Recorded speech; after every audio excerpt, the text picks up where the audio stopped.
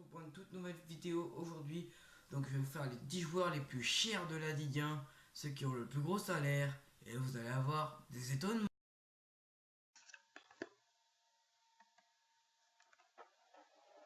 À la 10e position, on retrouve Bafétimbi Gomis, l'attaquant de l'Olympique de Marseille.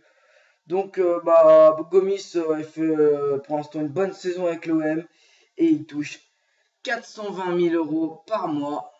Au 9e place, on retrouve Mario Balotelli, l'attaquant italien. Il touche, lui, 450 000 euros de chiffre d'affaires par mois.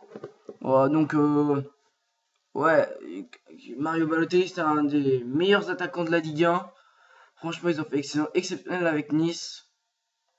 8e position, et je pense que celle-là va vous étonner, c'est Marco Verratti, le milieu de terrain, lui aussi italien et joueur du Paris Saint-Germain. Lui touche 500 000 euros par mois. Donc Verratti, rien à dire sur lui, irréprochable avec le PSG et surtout magique. 7e position, on retrouve l'attaquant colombien Ramed Falcao. Ramed, je crois, ouais, Falcao. Dites-moi dans les commentaires si je me suis trompé. Et lui touche 600 000 euros par mois. Donc un très grand joueur à l'ASM qui a permis la course au titre. Bien joué, bonne saison Falcao. 6e position, on retrouve Blaise Matuidi, le milieu de terrain français du Paris Saint-Germain, qui lui touche 750 000 euros par mois. Donc c'est pas mal, franchement, il a un bon salaire. Puis Matuidi en équipe de France, il fait des bons matchs, moi je trouve. Et, bonne continuation à lui. 5e position, on retrouve le milieu de terrain argentin du Paris Saint-Germain, Javier Pastore. Donc Pastore lui touche 777 000 euros par mois.